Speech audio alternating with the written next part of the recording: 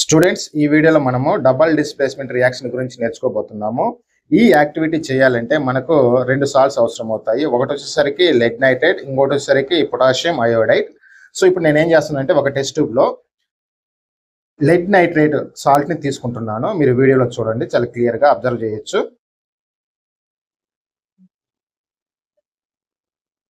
Right, స్పాచులాతో నేను కొంచెం సాల్ట్ని టెస్ట్ ట్యూబ్లోకి తీసుకోవడం జరిగింది.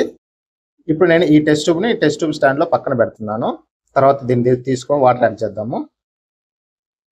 ఇప్పుడు ఇంకొక టెస్ట్ ట్యూబ్ తీసుకొని ఆ టెస్ట్ ట్యూబ్ మనము పొటాషియం అయోడైడ్ సాల్ట్ని తీసుకోవడం జరుగుతుంది. మీరు చూడొచ్చు.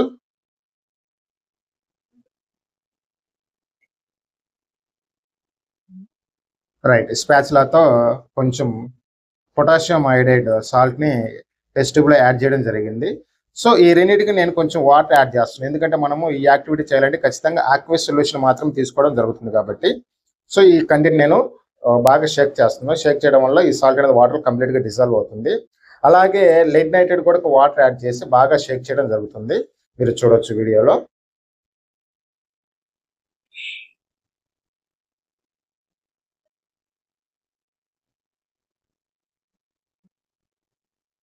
సో బాగా షేక్ చేశాను.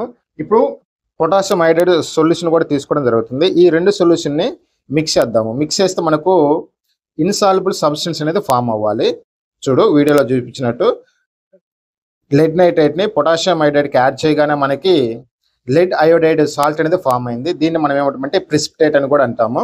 సో డబుల్ డిస్ప్లేస్మెంట్ రియాక్షన్ మనం ప్రిసిపిటేట్ రియాక్షన్ కూడా అంటాము. సో ఇది మనకి లెడ్ అయోడైడ్ అనేది ఎల్లో కలర్లో ఉండడం అనేది మనం అబ్జర్వ్ చేయొచ్చు. సో ఇక్కడ మీరు కెమికల్ రియాక్షన్ని స్క్రీన్ మీద చూడవచ్చు. అలాగే నేను పేపర్ మీద మీకు రాసి ఎక్స్ప్లెయిన్ చేస్తాను. చూడండి, ఇప్పుడు మనము లెడ్ నైట్రేట్ని రాస్తున్నాను. ఇది ఆక్వస్ సొల్యూషను. అలాగే పొటాషియం అయోడైడ్ కూడా తీసుకోవడం జరుగుతుంది. ఇది కూడా ఆక్వస్ సొల్యూషను. సో ఇవి రెండు కూడా ఏంటంటే అయాన్స్ అనేటివి ఎక్స్చేంజ్ అవుతాయి అన్నమాట. సో ఇక్కడ మనకు లెడ్ వచ్చేసరికి +2 ఛార్జ్ ఉంటుంది. NO3- అనేది మనకి మైనస్ ఛార్జే ఉంటుంది, ఎందుకంటే నైట్రేట్ కాబట్టి నెగిటివ్ ఛార్జ్ అనేది ఉంటుంది. అలాగే పొటాషియం +1 ఛార్జ్ ఉంటుంది. అయోడైన్ వచ్చేసరికి -1 ఛార్జ్ ఉంటుంది. ఇక్కడ అయాన్స్ అనేటివి ఎక్స్చేంజ్ అవుతాయి అన్నమాట. మనకు డబుల్ డిస్ప్లేస్మెంట్ రియాక్షన్ ఏం చెప్తుంది? The ions exchanged between reactant molecules is called double displacement reaction అంటాము. సో ఇక్కడ వచ్చేసరికి రియాక్టెంట్ మాలిక్యూల్స్లోనే లేదా రియాక్టెంట్ స్పీసీస్లోనే అయాన్స్ అనేటివి ఎక్స్చేంజ్ అయ్యి మనకు ఇన్సాల్యుబుల్ సబ్స్టెన్స్ ఫామ్ అవుతుంది కాబట్టి దీన్ని మనం డబుల్ డిస్ప్లేస్మెంట్ రియాక్షన్ లేదా ప్రిసిపిటేట్ రియాక్షన్ అని కూడా చెప్తామన్నమాట.